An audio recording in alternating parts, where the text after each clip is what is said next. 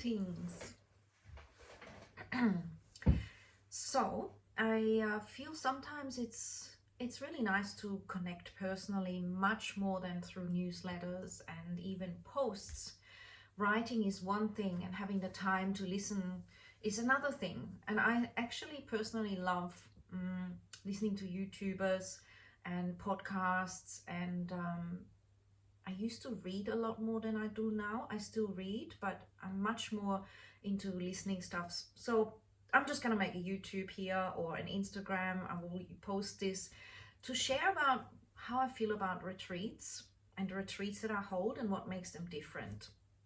So you could be sitting back, driving your car, doing the dishes, watering the garden, going for a walk, because I want to make this a little bit of a meditative journey without obviously making it so that you can't do things, but just let go for a minute, a little bit, just soften a little bit, whatever you're doing, and just let yourself feel. So just imagine that you are in a space where you are safe to be yourself, where you are surrounded by other women that are also committed to having that self-care time and to be themselves. This is not about pretending to be who we are or who we are not. It's not about trying to compete or compare. It's never that energy in our sessions, in our retreats, in sessions anywhere. It's always around just recognizing whatever it is, it's just right. Whatever it is a beauty.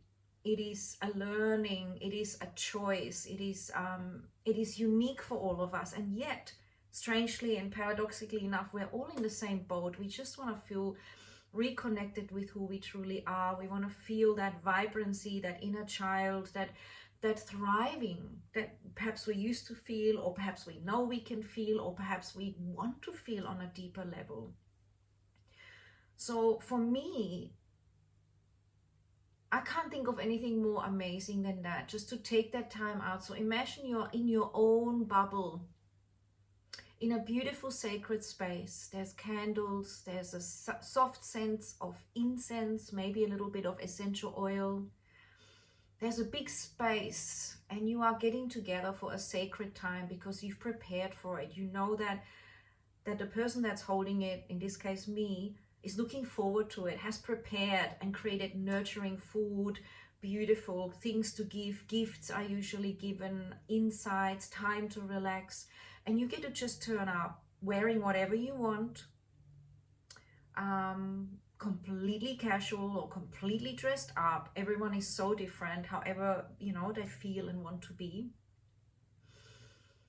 And you get to just really go within, and that space allows for that. It's a funny thing because when you're at home, and I'm not wanting you to imagine this, but you all know it yourself, you can see what should be done, what could be done. And often we have a tendency to just put things aside, like, oh, well, I'll do this first, and I'll do that first, and this and that.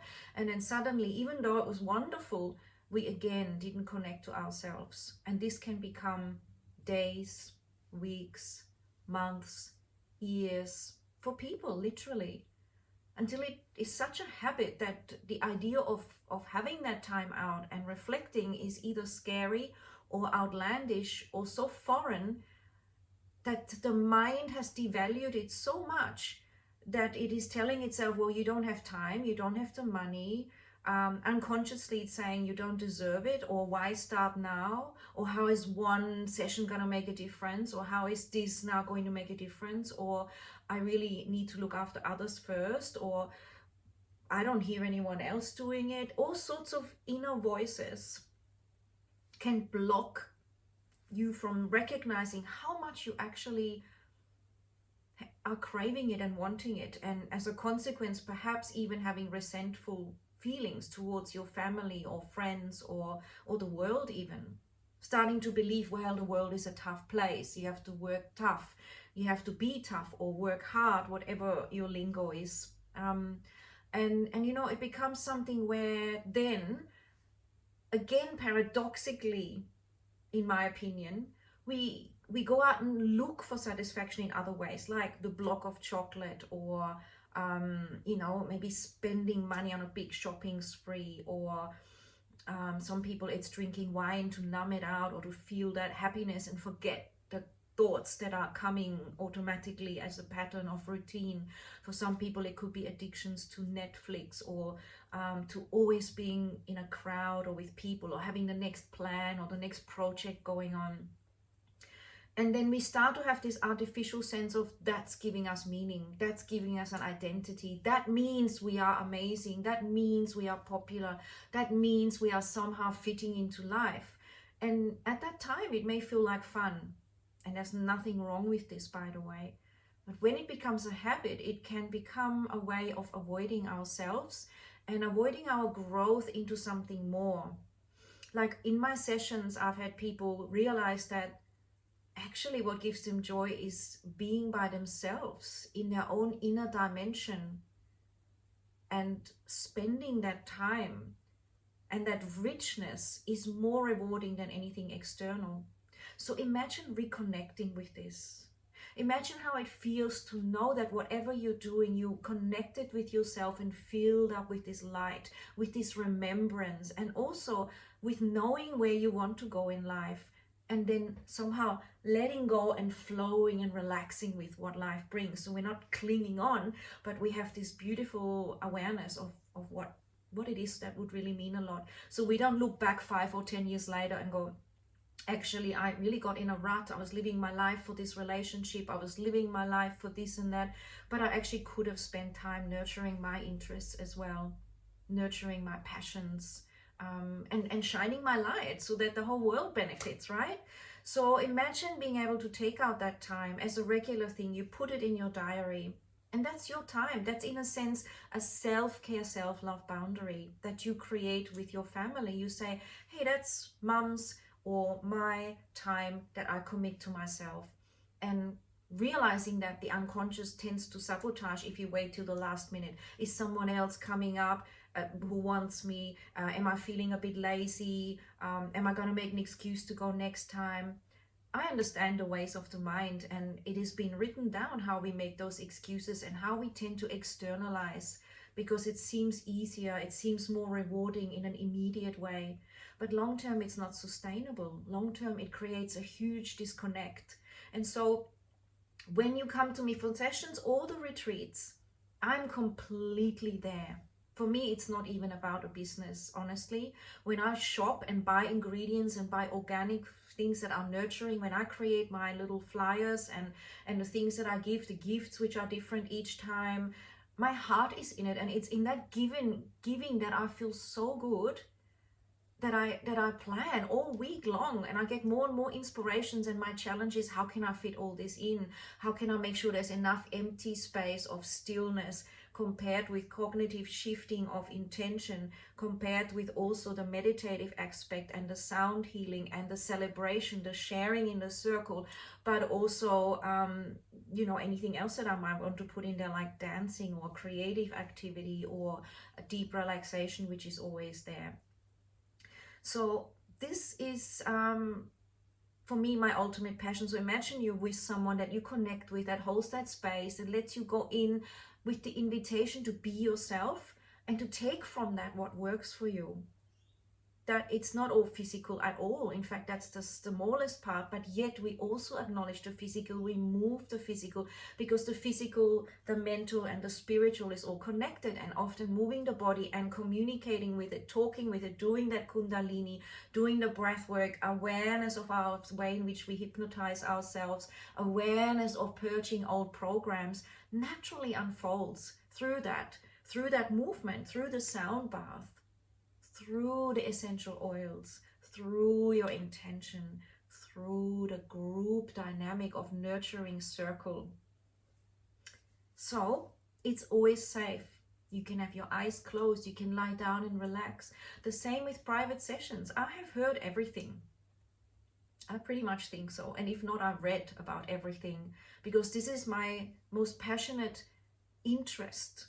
At the end of the day, I love hearing and exploring consciousness and what people are going through as they're shifting, as they're remembering who they are, as they're releasing entities, as they're remembering past lives, as they're coming into their full blooming and realization, and how there is an ego death as well, and how there is change and a new need to recognize boundaries and a new need to unlock some of these boundaries that have served us, and barriers that are now free to open because the time has come. How childhood trauma is in all of us. Even if we've hardly had any so-called trauma, it's how we perceived it, and at the time, how it affected us. And we all have those moments where we felt isolated and not understood. And we all have times where we questioned ourselves and where we felt guilty about something which we didn't even understand or do, or whatever that is someone projected onto you. A lot of women I work with realize after we have a few sessions that they were actually the sane person. They actually were the healthy, amazing, holistic person that was trying to navigate other people's issues. And that's the thing. We are all learning from each other and all picking up things from each other. And in a way, for me, the best way to look at it is that everyone is innocent in a sense, because we were all raised by different people with different kinds of backgrounds and programs and woundings as well, and gifts. And we have chosen that to learn something, whether that is humility or rising through adversity. And I'm here to let you remember, if you haven't already, that that is your divine journey. That you are divine and brave and brilliant. And even if you can't see it, it is always there. And if you go within, it is safe. It is okay. And we can make it so that it is at your pace. And that's always the intent. It's always at your pace with ease, grace, and flow for the highest good of you and all concerned. Only flowing with love and light. Now, that doesn't mean we ignore our problems or our dark side or other people's, but we're choosing to do it in a loving way where we illuminate things with the light rather than following a revengeful path or a blaming path. We want to own it, shine light upon it, love it, and release it. And that's very much easier to do than the other way around. It sets you free and you create miracles. It affects the generations behind you and the generations in front of you that are to come. So this is my absolute pleasure to invite you to whatever it is I offer, because that is the energetic I hold. Absolute non-judgment, absolute welcoming. And I just meet the most amazing people, women. I just love it. And you know, everyone that I meet, I feel such an openness. And I see in everyone these unique unfoldings, like each is a unique flower, a blossom, a structure, a being, a light. And yeah, and if I share things that are edging people on ever, like once I shared about how lucky I feel that I've met my soulmate, then I just want to say, I only say anything I say because I know that if I can have it, you can have it. And I want to lead by example. And my journey has been interesting too. It's always beautiful to recognize in other women the gifts they have and what they have embraced, so we can learn from each other. And we learn a lot when we realize what we don't want. Then we realize what we do want and who we need to be by loving ourselves. And it's not even a need. It is simply a calling from deep within. A calling to remember and to go within. Nothing externally can do that for any of us. And no one can take that away. This is our own journey. So nobody really truly heals you.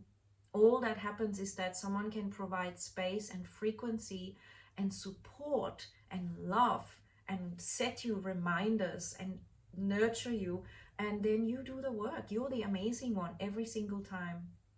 Isn't that amazing? And I believe that's what humanity is waking up to right now, taking that responsibility, choosing sovereignty, and really realizing that there is so much within that can be activated, that can be released, and that you can navigate through. It's a really fun thing, in my opinion. Let me know what you think. Ciao for now.